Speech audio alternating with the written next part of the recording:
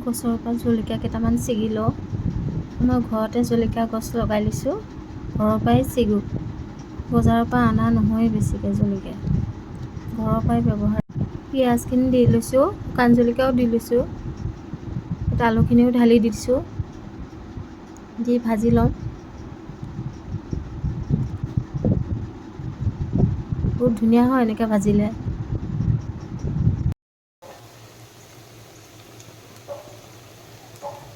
কেঁচা জলকীয়া দি দিছোঁ।